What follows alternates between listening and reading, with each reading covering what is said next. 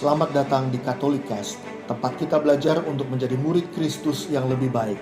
Katolikas bertujuan membantu kita semua untuk semakin berakar dalam iman pada Yesus, bertumbuh dalam persaudaraan dengan semua orang, serta berbuah dalam berbagai karya kasih demi gereja, bangsa, dan sesama.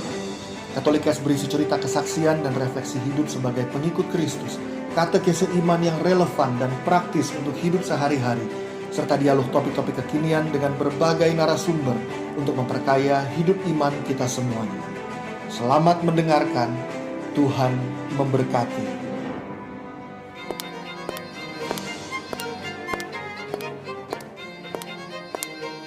Sepatu kaca, wake up princess.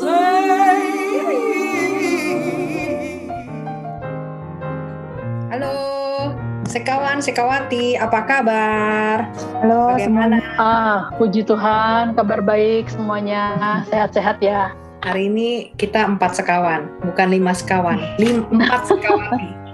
Ada Lia, Hai, ada Chan, halo. ada Mbak Afi. Halo semuanya. Iya, masih dalam suasana kehektikan COVID nih, gue punya satu pertanyaan nih. Mas, Oi, awal-awal udah nanya aja lu. nanya dong. Gue penasaran orangnya, pengen dapat jawaban. Nih, gue punya pertanyaan seperti ini. Ini sebenarnya dari sharing beberapa teman aja sih. Waktu kemarin tuh lagi hektik-hektiknya, tinggi-tingginya COVID tuh kan kondisi tuh bener-bener nggak susah lah ya. Maksudnya susah banget untuk mendapatkan perawatan buat orang tuanya misalnya gitu ya. Terus misalnya sudah Oksigen susah ya waktu itu ya. sudah mendapatkan perawatan pun gitu kan. Tapi alat-alat di rumah sakit atau sumber dayanya tuh kurang memungkinkan, dan sehingga beberapa teman tuh ada share, maksudnya timbul penyesalan ya, maksudnya apakah gue itu malah menghantarkan orang tua gue ke kematian, apakah gue jadi malah membunuh orang tua gue gitu kan. Nah, maksudnya mungkin dalam kata lain, kalau misal mau dipakai istilah, apakah dalam proses ini malah gue meng-eutanasia, bener gak tuh? Eutanasia gitu kan, bokap gue. Jadi maksudnya karena nggak maksimal gitu ya? Iya, karena usahanya mungkin teman gue itu merasa usahanya tidak kurang kuat, upayanya tidak kurang kurang gigih gitu ya, sehingga malah terkesan menghantarkan orang tuanya ke kematian gitu. Nah, gue mau tanya ini sih ke dokter-dokter, maksudnya karena tercetus dari omongan dia tentang eutanasia gitu, apa iya gitu loh, maksudnya karena keadaan seperti itu dia merasa dia sudah mengakhiri kehidupan orang lain gitu. Gimana nih dokter? Apakah eutanasia itu? Berat banget sih Nas pertanyaannya. Lia aja lah jawab. Lia aja yang jawab. Ini pergumulan beberapa orang banyak loh belakangan ini gitu loh. Sebenarnya kalau kita ngomong eutanasia itu kan definisinya itu kan tindakan mengakhiri hidup seseorang secara sengaja ya, untuk menghilangkan penderitaannya. Jadi itu definisinya. Pertama, mengakhiri hidup seseorang, jadi artinya itu dibuat meninggal dengan sengaja. Maksudnya memang dengan sengaja. Ini menjadi poin penting nih, dengan sengaja nih. Karena tadi yang lu bilang, Nas, rasanya kok gue mendengar dari kasus itu rasanya nggak dengan sengaja, gitu kan? Nggak dengan terpaksa. Dengan terpaksa. Kondisinya ya. Tidak dengan sengaja, ya artinya itu bukan satu tindakan eutanasia. Ya, tapi memang banyak sekali dilematis moral dilematis lah pastinya ya, waktu memutuskan hal-hal yang sangat besar seperti itu, terutama mengakhiri maksudnya gimana ya, bukan mengakhiri dengan sengaja tapi tetap aja mengakhiri kan hidup seseorang, dan itu adalah orang tua kita misalnya gitu kan. Jadi ya gitu sih, itu dari gua. Ada tambahan nggak, Chen? Iya sih, setuju sih. Kalau misalnya kayak gitu sih nggak termasuk eutanasia. Dan sebenarnya untuk orang-orang tertentu baik yang dapat rumah sakit maupun yang nggak dapat rumah sakit, sebenarnya dua-duanya sudah diusahakan maksimal, gitu. Yang nggak dapat rumah sakit juga pasti udah mengusahakan maksimal, misalnya untuk mendapatkan oksigen, walaupun nggak dapat. Ataupun Yang misalnya susah banget. yang susah banget atau mahal banget. Ataupun dia udah dapat oksigennya, tapi tetap nggak bisa nge-boost untuk mempertahankan kehidupan itu. Itu yang nggak dapat oksigen. Atau misalnya ada oksigennya, tapi dia keluarga dari keluarga yang sangat sederhana. Kan sempat tuh oksigen yang satu tabung gede itu aja berapa juta gitu kan. Naik Betul. Iya, Karena 6 demand, juta, 7 juta, betul. gila ya. Karena demand-nya sangat tinggi sehingga harganya menjadi sangat mahal. Jadi untuk orang-orang tertentu, keluarga-keluarga yang sangat sederhana kesulitan untuk bisa mendapatkan oksigen di harga ini. Sehingga bukan mereka juga nggak mau mempertahankan kehidupan itu, tapi mereka nggak mampu mempertahankan kehidupan itu. Nah itu yang nggak mampu. Yang kedua, yang pasang ventilator lah di rumah sakit. Misalnya Itu keluarga banyak ini mampu. kasus tuh. Bukan Betul. cuma COVID ya, kalau Iya. kena stroke misalnya gitu kan. Iya betul. Atau misalnya CA atau apapun gitu ya. Jadi udah masuk nih sampai ke ICU, masuk dikasih ventilator, dari yang tadinya nggak pasang ventilator sampai pasang ventilator, dari nggak dapat plasma sampai dapat plasma, dari nggak dapat itu interleukin sampai dapat interleukin, tapi tetap ternyata setelah cek berkali-kali dan berhari-hari, dokter mendapatkan semua fungsi organnya sudah tidak bisa mempertahankan kehidupan. Sehingga sebenarnya at some point pada titik tertentu, kalau misalnya ventilator itu dilepas dan diharapkan dia dapat bernafas biasa dan menjalani hidup seperti biasa, tubuhnya nggak akan mampu lagi. Jadi sebenarnya ventilator itu menjadi sangat tidak berguna, gitu. Sehingga bukan salah apabila ventilator itu dilepas dan kita membiarkan akhirnya orang itu meninggal dengan keadaan tubuh atau organ-organ yang sudah tidak dapat berfungsi atau mensupport kehidupan itu lagi. Jadi kita itu berarti nggak sengaja. yang barusan lo bilang itu bukan eutanasi ya? Bukan. Karena sebenarnya sudah diusahakan maksimal di awal. Betul. Karena kalau misalnya dengan sengaja gitu ya, dari awal juga kita nggak mau usahakan itu. Gitu. Itu yang pertama. Yang kedua sebenarnya kita itu yang wajib ya, yang minimal harus kita sediakan itu adalah makanan, minuman, dan udara sebenarnya. Jadi udara yang cukup natural, yang kita bisa hirup sehari-hari. Bukan ventilator ya, bukan ventilator yang dengan tekanan yang kita paksakan untuk menguasai seluruh kemampuan paru-paru kita yang sebenarnya udah nggak berfungsi. Gitu. Jadi kalau di kedokteran itu istilahnya lebih ke arah letting die, bukan membuat seseorang menjadi meninggal, tapi membiarkan orang itu meninggal dengan lebih natural karena memang organ-organnya sudah tidak bisa mensupport kehidupan dia, gitu sih. Oh, ya. Oh, berarti kalau keluarga gitu ya atau siapalah yang sakit di rumah sakit dia butuh ventilator itu, tapi keputusannya ada di dokter ya. Maksudnya dokter yang bisa melihat apakah ventilator ini pemakaian yang panjang misalnya gitu ya, itu berguna apa enggak gitu ya. Itu yang pertama, ya. Yang kedua adalah kemampuan keluarga. Karena apabila keluarga ini tidak... Berapa lama keluarga mau bertahan? Karena ventilator ini kan adanya di ICU, Mbak. Nah, ICU dan alat ventilator ini kan mahal. ICU itu satu harinya itu bisa kayak 1 juta atau 1,5 juta. Itu baru ICU-nya. Belum ventilatornya. Ventilatornya itu bayar lagi. Nah, apabila keluarga yang tadi kita sebutkan sangat sederhana dan nggak mampu untuk melakukan ini, maka dia nggak wajib melakukannya untuk mempertahankan kehidupan itu. Maksudnya bukan suatu yang gue dosa nih, gara-gara gue nggak bisa masukin misalnya orang tua gue atau saudara gue ke dalam ICU dan mendapatkan ventilator ini sehingga gue dosa karena gue membuat dia mati. Nah, nggak seperti itu gitu loh. Pemikirannya nggak kayak gitu. Letting die tadi poinnya berarti letting die PS matiin dia gitu.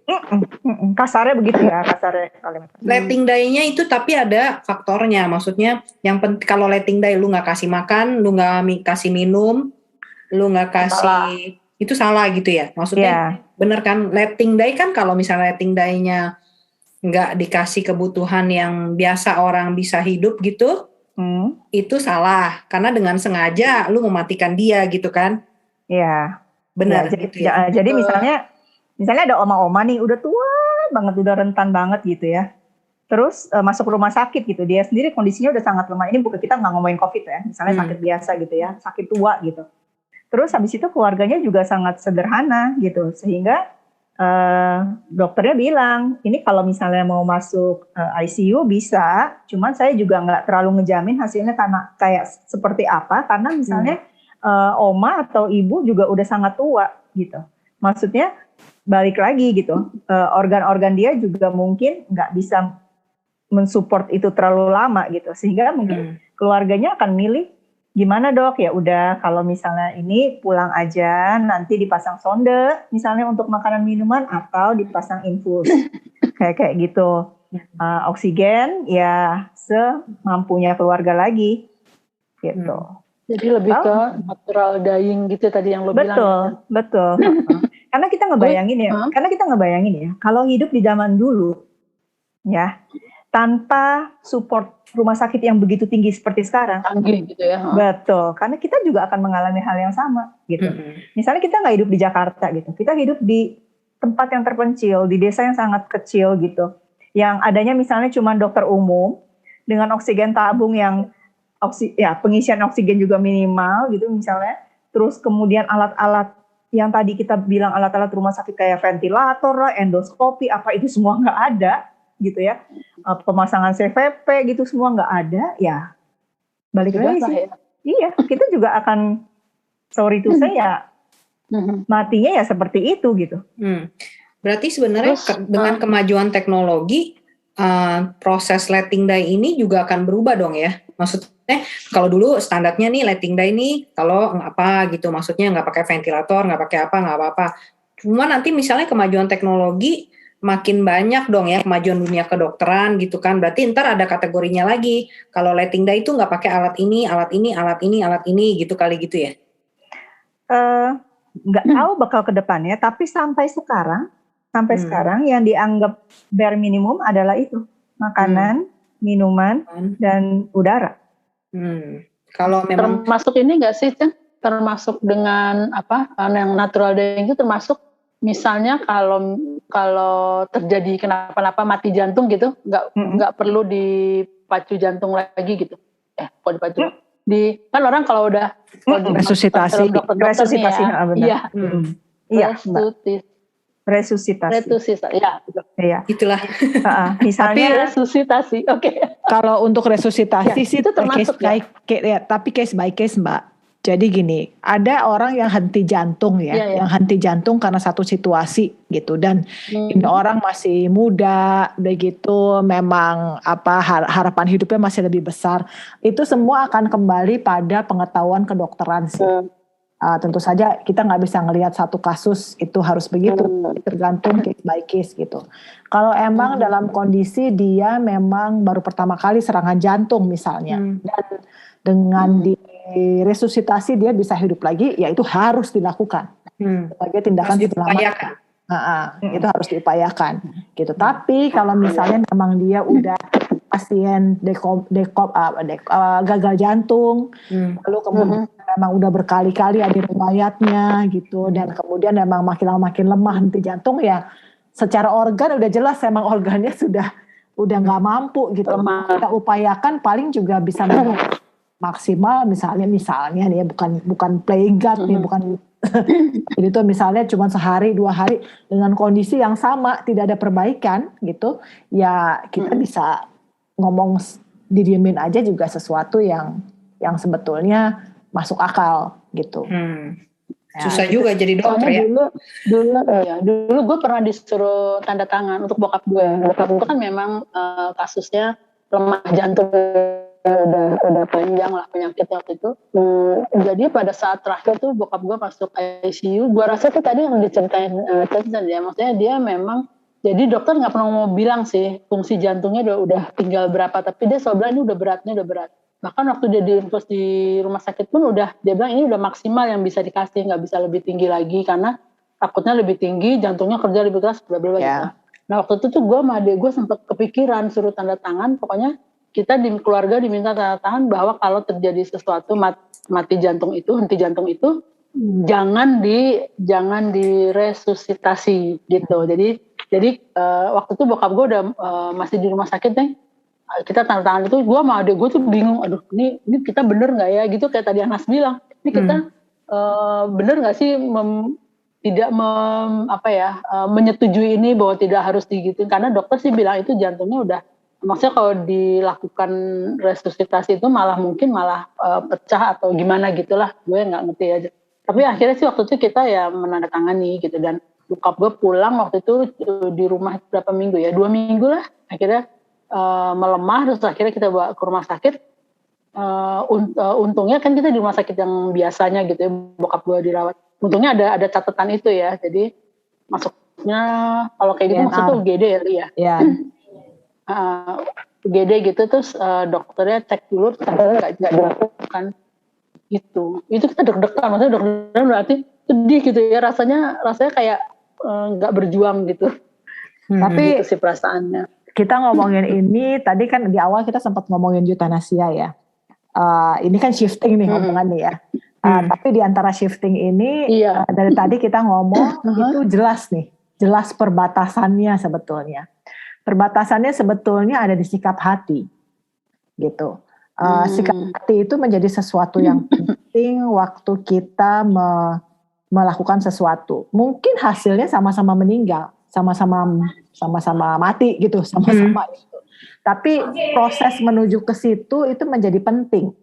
Ya, proses menuju kematian itu sangat penting, karena sekarang itu gue mau angkat satu istilah lah untuk mengangkat awareness kita semua gitu. Gimana hari ini itu culture of death itu menjadi sesuatu yang seakan-akan penyelamat.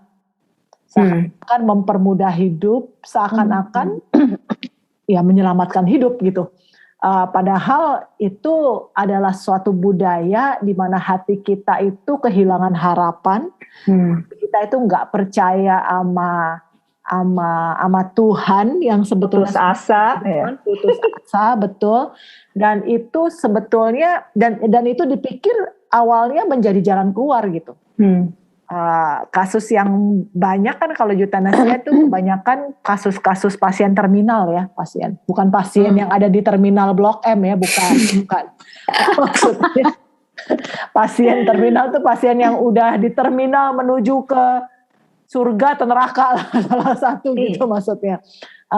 Pasien-pasien terminal itu, dan kebanyakan pasien terminal itu maksudnya yang udah nggak bisa jadi lebih baik gitu kan? Iya, udah nggak bisa lebih baik. Betul, udah di ujung lah gitu maksudnya. Ya. Dan di situ dia kemudian biasanya pasien-pasien terminal itu punya satu kondisi, entah kondisi dia putus asa banget itu sampai bener-bener putus asa lah, lalu kemudian sakit, nyeri, kesakitan ya secara fisik nyeri gitu, misalnya pasien-pasien CA misalnya, kanker misalnya, atau misalnya apalagi yang membuat orang eutanasia ya, ya pasien-pasien yang udah nggak bisa apa-apa, misalnya dia stroke atau lumpuh, kan? Itu kan juga kehilangan harapan hidup ya, dengan satu kondisi dia merasa nyusahin orang lain, buat keluarga juga pengeluaran jadi gila-gilaan gitu misalnya kan, dan itu akhirnya membuat mereka menjadi ya memutuskan dan seakan-akan itu menjadi penyelamat gitu.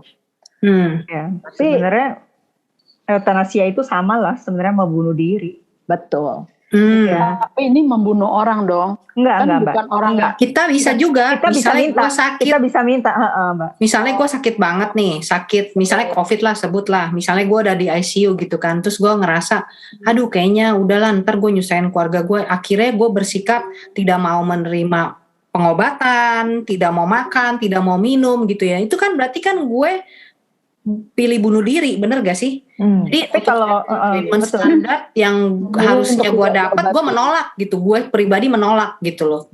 Itu berarti kan bunuh diri ya gue. Eutanasia gue. Eutanasia itu harus ada dua belah pihak sih. Jadi pihak yang sakit biasanya meminta untuk orang lain melakukannya. Oh, kalau dokter rumah sakit menolak, berarti kan nggak terjadi dong, ya kan? Nggak terjadi. Atau pihak keluarga yang meminta. gitu. Tapi kalau misalnya pasien itu sendiri yang meminta kemudian dokter melakukan, itu maksud gue itu bisa disamakan kan kayak kita kasus bunuh diri. Aborsi juga. Nah, iya betul. Bisa setara dengan itu maksudnya. Aborsi Gitu. kan orang lain dong, janinnya mah kagak minta dong. Janinnya nggak Orang minta, lain yang minta emaknya sama dokternya yang melakukan, ya kayak gitu sama. Oh iya. I see. Ya sebetulnya sih eutanasia itu ya makanya sampai ya demikian orang itu berpikir itu adalah penyelamat gitu. Sampai ada satu negara yang gua tahu menyediakan fasilitas di sini kan ada travel pengobatan ya, travel maksudnya wisata medis rumah sakit ya. Gitu kan. Ini bukan wisata tapi suatu layanan buat eutanasia gitu. Gila. Di mana dia ditaruh di tempat yang bagus, yang oke, yang dijanjikan prosesnya tuh smooth, nggak sakit, dan itu dijual sebagai sesuatu komoditi yang seakan-akan menyelamatkan gitu. Karena intinya mereka menolak menderita sih Mbak. Iya, menolak menderita sama mungkin mereka menganggap lah ini hidup gua, hak gua dong. Betul. Gitu ya. Betul. Ya, tapi itu salah ya pemikiran itu, ini kan hidup gua, hak gua dong. Kan gue ngejalanin hidup gua. Kalau gua udah kesakitan segala macam kan lu nggak ngerasain gitu misalnya. Kalau itu promosinya ada pasti jamin masuk surga. Udah begitu nggak masuk surga adalah kalau ini kemurahan Bapak. Iya makanya maksudnya Kak kurang promosinya sih, gue sih nggak buy-in. Gue sih tapi cara berpikir orang itu yang salah ya, bahwa hidup gue adalah milik gue gitu, itu salah. Itu benar sih Mbak, cuman maksud gue yang Anas bilang bahwa dia nggak buy-in karena lu udah punya konsep bahwa hidup lu itu bukan cuma milik lu sendiri, bahwa hidup lu itu dikasih Tuhan untuk dijaga gitu. Dan penderitaan itu adalah sebuah salib yang harus lu tanggung sampai lu menutup mata dipanggil Tuhan, karena lu punya konsep itu. Haleluya.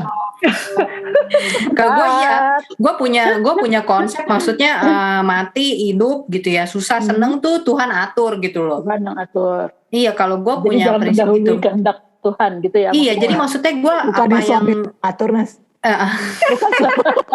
Gue kan tunduk sama suami harusnya gitu ya. Iya, yang tunduk sama suami. Masih hidup. Kalau senang atau susah. Percaya banget gue. Iya, maksudnya kan kayak gitu. Maksudnya kan kayak gitu ya. Maksudnya gue jadi mikir sih. Maksudnya iya ya. Kok bisa ya ada orang bisa ngatur hidup orang gitu loh. Orang ngatur hidup kan Tuhan. Maksudnya gue ngelihat lah, maksudnya di mana-mana kayak ya kematian atau apa gitu, banyak cerita-cerita juga ya di sekitar kita juga. Maksudnya lu udah mau usahain, udah segala macam tetap aja lewat. Yang nggak terlalu diusaha-usahain karena keadaan, terus dia hidup gitu loh. Jadi maksud gue tuh siapa kita gitu ya bisa ngatur mati aja gitu atau apa gitu kan. Gitu. Lu sehat-sehat kemarin ketabrak di jalan gitu kan aneh gitu. Aneh gitu, yang mati konyol kan juga banyak gitu, yang hidup konyol juga banyak gitu. Ya sama aja sama artis-artis yang kita lihat, kita pikir kayaknya mereka happy hidupnya gitu, tapi turns out memutuskan bunuh diri gitu. Ya enggak eutanasia sih, enggak, cuma tetap aja ujung-ujungnya kan mereka mengakhiri kehidupan mereka dengan disengaja gitu kan. Gitu. Kenapa Mbak? Beda ya, bunuh diri sama eutanasia tuh jadinya beda ya. Beda. Bunuh diri loncat. Maksud gue, bedanya nggak harus loncat dong, nggak harus loncat. Lu OD juga bisa kan, sengaja minum obat lebih. Bedanya lu memotong. Itu bedanya di mana? Di term sih Mbak. Di termnya, maksudnya di definisinya gitu. Biasanya eutanasia itu kita pakai di istilah di kedokteran, di istilah medis. Jadi biasanya orang menyudahi kehidupannya secara sengaja dengan biasanya karena penyakit tertentu, dengan cara medical tertentu. Misalnya disuntikan obat tertentu untuk mati gitu. Bukan bayi loh ini yang disuntikan. Pokoknya kalau eutanasia itu bayar Mbak, mau bunuh diri loncat aja.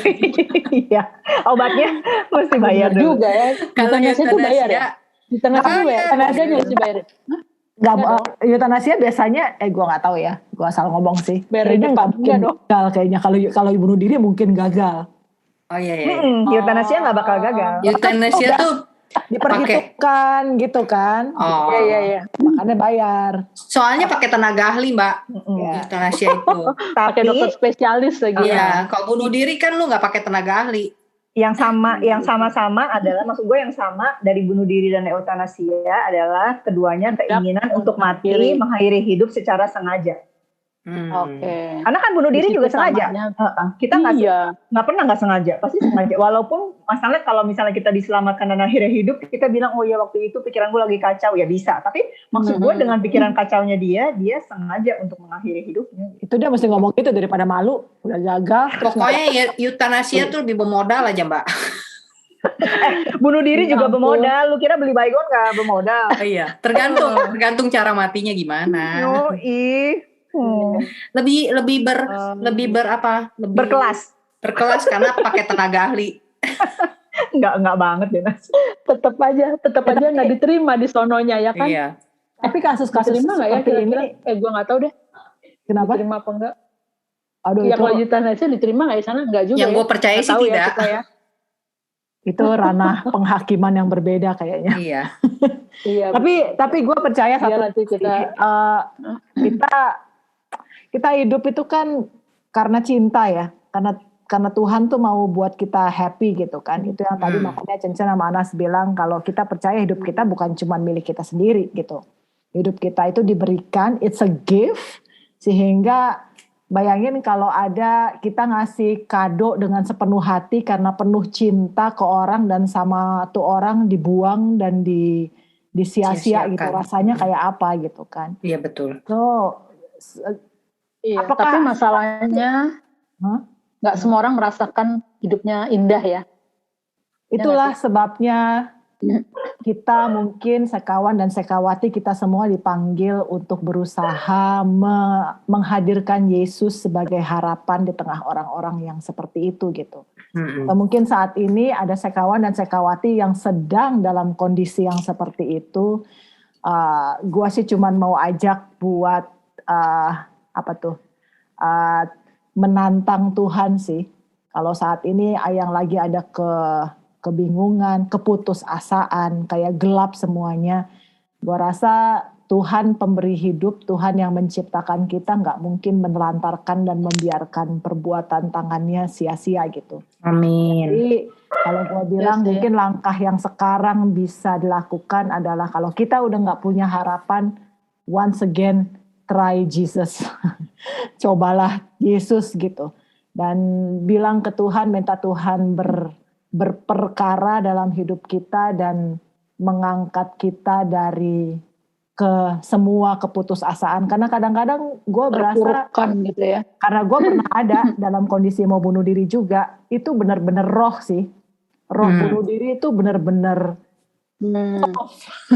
dia tuh banget untuk menarik kita sampai satu titik kita nggak punya daya lagi untuk berbalik gitu. Dan kalau kita udah ada dalam cengkraman roh kematian tadi itu emang rasanya memang nggak ada harapan sih. Jadi pada saat itu terjadi, call somebody, telepon seseorang yang kita anggap bisa kita ajak ngobrol buat dan kalau kita salah satu yang ditelepon, please share once again Jesus gitu. Karena gue rasa cuman Tuhan Yesus salah satunya melalui kehadiran kita ya, bukan kita melalui Yesus yang hadir lewat kita gitu, yang bisa membuat keterpurukan itu mungkin it's tapi tanda-tanda orang mau bunuh diri itu kita bisa mengenali ya. Maksudnya kan mungkin sekawan-sekawati yang dengerin nggak lagi dalam keadaan seputus asa itu gitu ya, sehingga masih kepengen dengerin podcast ini. Tapi mungkin nggak sih kita mengenali ciri-ciri orang yang depresi kayak gitu di sekitar kita gitu, sehingga kita bisa membantu dia gitu maksud gue. Gue rasa mungkin. Maksudnya setiap orang yang punya keputusasaan sampai benar-benar kayaknya sulit sekali buat keluar, itu orang yang punya kandidat untuk melakukan itu. Yang nggak pasti harus, nggak gitu. Cuman kita nggak pernah tahu sampai di mana dia bisa bertahan kan. gitu. Jadi ya gue sih nggak tahu ya, pas gue nggak bilang sama siapa-siapa. Waktu itu lo tertolong karena apa? Tertolong karena Tuhan. tertolong karena lo mencari pertolongan apa enggak? Gue nggak mencari dijaga. Tuhan Tapi kirim. pertolongan itu karena datang. gue sedang sendirian. Gue sedang sendirian dan gue memang menarik diri dari, ya bukan menarik diri, emang gue nggak punya siapa-siapa gitu waktu itu kan. Jadi lo merasa nggak punya siapa-siapa, ya kan itu kan perasaan sebenarnya dong. merasa dan sebagai kenyataan ya, karena gue ada di tempat baru waktu itu. Oh, oke. Gitu, jadi nggak punya teman dan siapa-siapa. Tapi waktu itu gue pernah share di podcast gue sih, gue rasa ada suara yang berbicara ke gue untuk menahan sehari lagi, jangan sekarang, besok aja gitu. Itu gue banget, maksudnya gue banget adalah itu karakter gue, karena kalau gue disuruh dibilang jangan, dosa, ntar kamu masuk neraka, gue kerjain hari itu juga, karena gue nggak peduli. Oh, iya. Maksud gue, lu semakin dilarang semakin dilakukan ya kan gitu kan lo orangnya. Pasif agresif Mbak, pasif agresif. Makin agresif. Jadi benar ini bisikannya dari Roh Kudus gue rasa, karena dia tahu sesuai dengan karakter lo kan. Tapi siapa yang bisa itu terjadi karena Tuhan sayang sama gue, ya gue dikasih kesempatan kedua buat hidup. So gue percaya, anyway ini bukan soal gue, kita ngebahas. Ya. Contoh. Cuman intinya adalah kalau sampai kita ketemu orang-orang seperti itu, ya benar-benar kita minta. Dan berperang melawan culture of death itu tiring, tough. Iya, itu nggak kerjaan semalam, nggak kerjaan sendirian ya. Itu mesti rame-rame ya, kita harus bergerak sama-sama melawan itu gitu. Ya nggak sih? Yes. Iya. Betul. Tapi mungkin salah satu yang bisa kita lakukan ya sebagai teman gitu, mungkin kita perlu aware juga kali teman yang udah lama kita nggak dengar kabarnya. Apalagi dalam situasi sekarang ya, kita udah pandemi, udah PPKM berkelanjutan 1,5 tahun.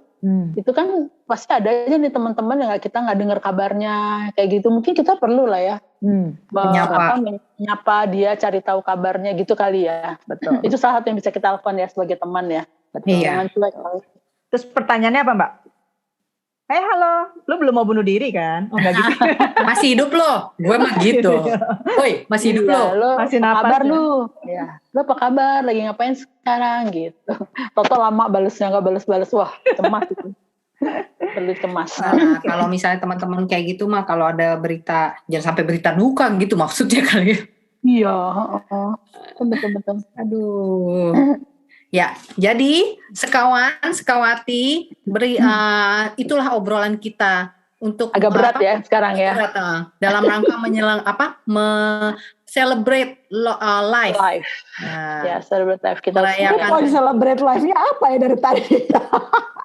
Poinnya adalah kita harus menghargai apa yang Tuhan berikan. Iya, Tuhan beri. Ya, kehidupan itu adalah anugerah dari Tuhan yang harus kita jaga. Jadi jangan kepo-kepo ngatur-ngatur kapan lu mau mati gitu. Intinya gitu. Gitu. Iya. Dan kalaupun penderitaan itu ada, berarti itu bagian dari kita. Dari apa coba? Coba gue diteruskan. Bagian dari kita mau naik kelas gitu kalau kata orang ya. Penderitaan itu. Ya masalahnya kadang-kadang gue juga bingung sih jawabnya. Soalnya Tuhan Yesus aja menderita dulu sih. Mungkin. Ya kan? Jadi Nanti podcast selanjutnya itu kita bisa ambil topik penderitaan. Lebih berat lagi ya podcast kita ya. Pokoknya yang penting podcast ini gue udah tahu jawabannya. Eutanasia itu sama bunuh diri. Gue tahu maksudnya, ternyata nanti gue bisa kasih tahu ke temen gue, enggak, lu udah gak usah merasa bersalah lagi gitu kan. Itu adalah proses natural, letting die. Lu udah berusaha atau apa, jadi lu gak usah, gak usah merasa bersalah lagi sama orang tua lu gitu kan, atau apa gitu kan. Itu adalah sesuatu hal yang wajar dan itu bukan tindakan dosa gitu. Intinya itu sebenarnya, kan yang penting pertanyaan lu terjawab. Ya gak? Lu egois sekali, yang penting terjawab. Semoga juga terjawab semoga juga sekawan-sekawati yang punya pertanyaan ini terjawab juga gitu. Bahwa gitu kehidupan itu harus dirayakan dan harus diperjuangkan. Amin. Ya, betul. Yuk kita mau kasih semangat dulu sama sekawan-sekawati. Kita mau kasih kata wasiat kita. 1, 2, 3. Wake up, princess. Mati dulu. Jangan mati dulu ya, princess. Jangan mati dulu. Masih banyak tugas kita. Jangan mati dulu. Wake up ya. Jadi gitu aja sekawan sekawati obrolan kita kali ini. Semoga minggu depan kita juga punya topik-topik yang menarik seputar kehidupan dan kematian kali ya kalau masih ada. Yang lebih ceria mungkin ya. Lebih ceria mungkin. Kan September ceria. Oh, berarti nggak boleh topik penderitaan dong. Boleh lah. Karena kan setelah menderita pasti ada keceriaan. Bagaimana menderita dengan ceria. Nah, nanti kita bahas ya. Yuk, see you semuanya. Bye. Stay safe ya semua. Bye. Terima kasih telah mendengarkan podcast ini. Jangan lupa untuk berbagi Katolikes kepada para sahabat dan kenalan kita, supaya semakin banyak orang mengenal kabar gembira Tuhan Yesus dan mengalami kasih-Nya yang memulihkan, menguatkan, dan memberkati. Sampai jumpa di episode Katolikes yang lain.